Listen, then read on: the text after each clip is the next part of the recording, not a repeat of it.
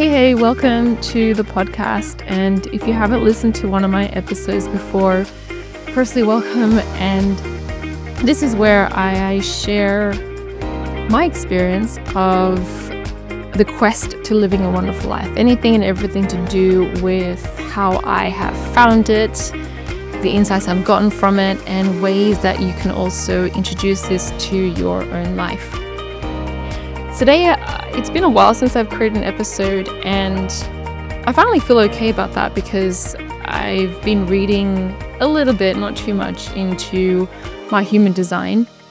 Don't get obsessed about it, but one of the things I felt more comfortable with is that I'm not someone, or I try to mold myself into this schedule, producing things, and a podcast doesn't have to be that way. I think because I've always seen podcasts as this weekly, daily, monthly thing, I felt like I had to have consistency. And on the one hand, marketing does promote that. On the other hand, I'm like, you know what? I would just like to create an inventory of posts, of episodes that will be useful to someone one day, and they will have a number of them and they can listen to whenever they like. So I've been feeling better about that, and I don't mind that this podcast, it's been 2 months since I did the last episode, and that's totally fine. I went for a walk this morning, and by the way, I'm in England at the moment, in Yorkshire, and I'm here for another 2 weeks. And I went for a walk this morning and listened to some music and really just enjoying what's around me. And I thought back to this story I listened to from Burt Goldman, who created this quantum jumping program, so I thought I'd check it out. But he told a story, and it's the one thing that has stuck with me. And then I thought about where my life has come to in these past 12 to 36 months, and that in a couple weeks' time, I'm actually heading back to Canada to start another job in the mountains in hospitality. And I decided that it'd be useful to share my experience of my career / pathway, because I would think that many of you out there have experienced a moment in your life where it feels like you should have a career, you should have a pathway, you should have a purpose, or at least you'd feel better if you knew what you were working toward. And for a long time, I've had no idea what I'm working toward. More importantly, I've not felt okay that I didn't know what I was working toward. And part of that stemmed from having someone around me that has been a certain role all his life. He's been a chef or a cook his whole life. And so everything he endeavors toward and commits toward contributes to this pathway of being the greatest cook and chef, creator, artist of food that he could be. And yes, I've spent the last 5 years of my life doing a bit of entrepreneurship, a bit of coaching, and a bit of work in hospitality.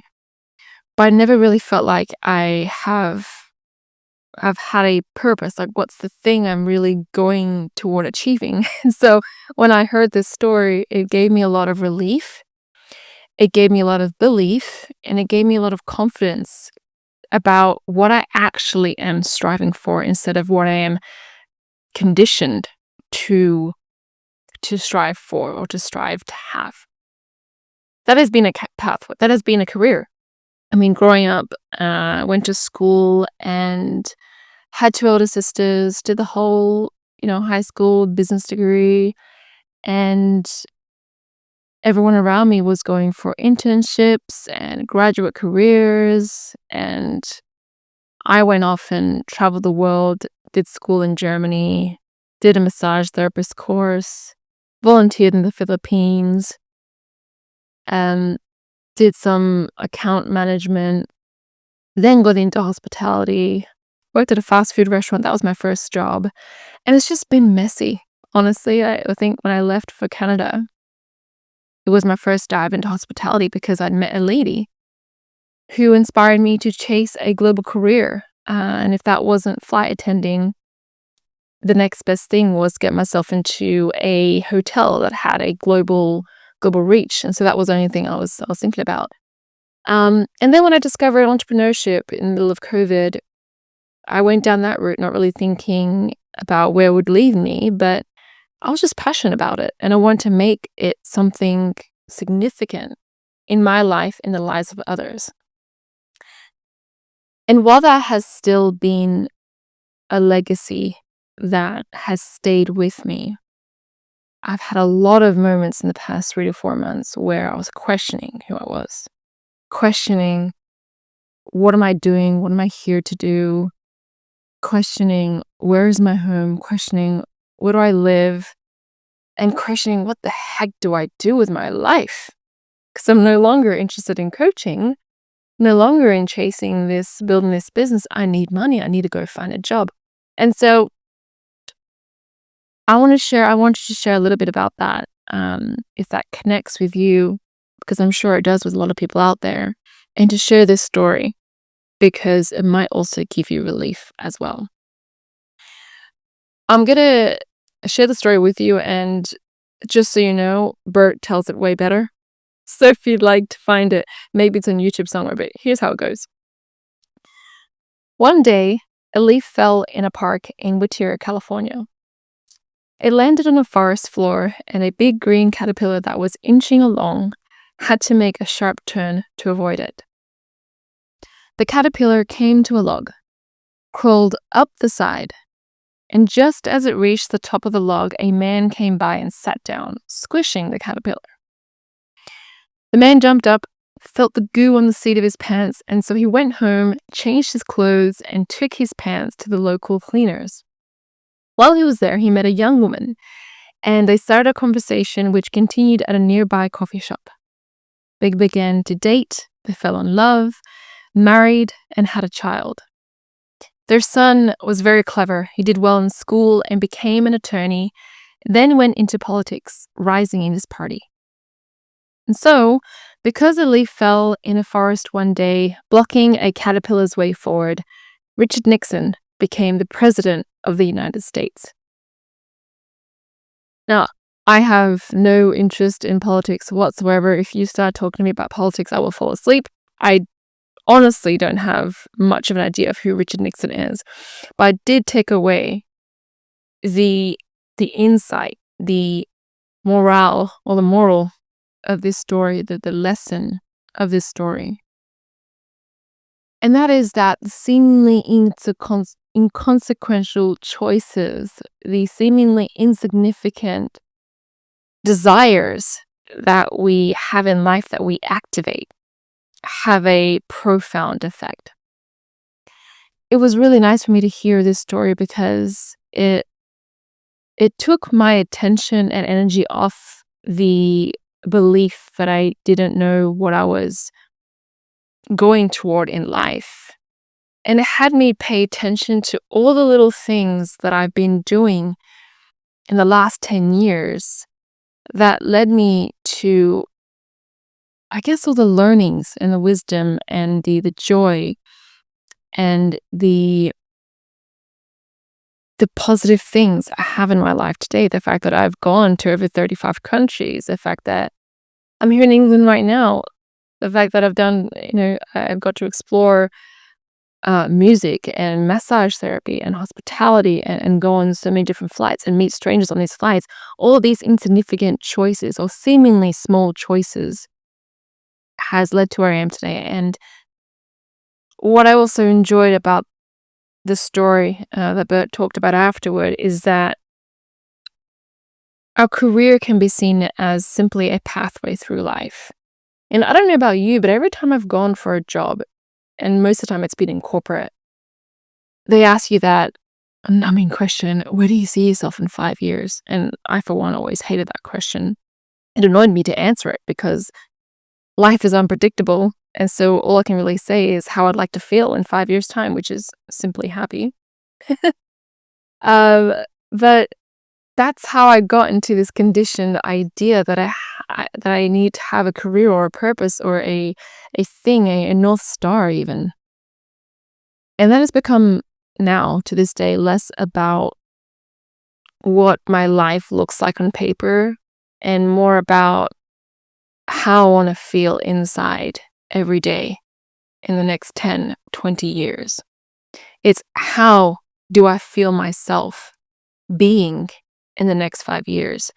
Who do I feel myself being happy with and ecstatic about being in the next 20 years? That's the question that we deserve to be asking ourselves, and it's more exciting. And I do often just say that in interviews now. If I do get asked, where do I see myself?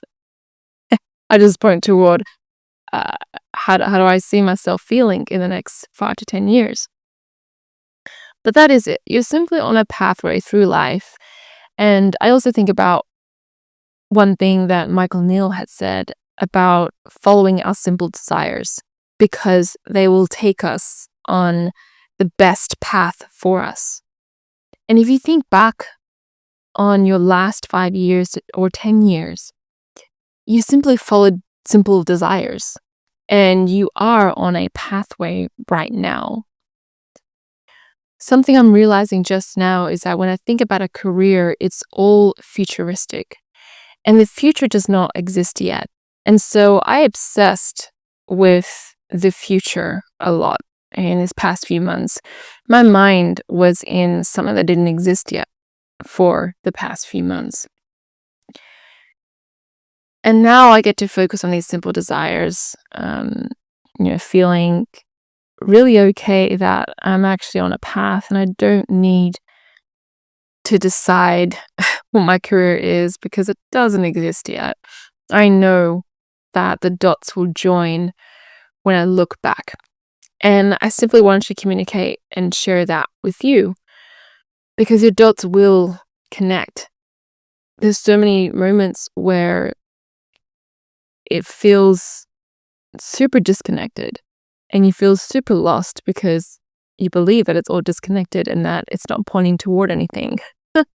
So my encouragement is, I guess also encouragement for me right now, is to not focus on whether you have a career and what purpose this all leads to, but to give all your energy and attention to what it is that you simply desire right now.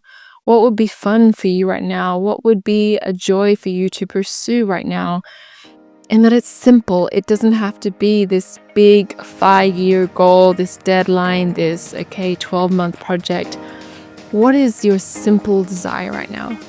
My simple desire right now was to create this podcast, and to write and to enjoy and find out what I can do in these next 2 weeks in England. It's going to be sunny. I might want to visit a shop.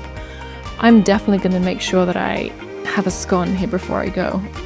Because one thing that's good in England, it has been the baking and the pastries. So I'm going to make sure I have more of those. So I hope that gives some light to your day and makes you smile a bit. Feel free to look up that story by Burt Goldman. The Big Green Caterpillar is what I call the story. And just have fun pursuing your simple desires. That's all that really matters. And know that the dots will connect looking back whenever you want to look back. Have an amazing day, and I look forward to speaking to you soon in the next episode. Much love.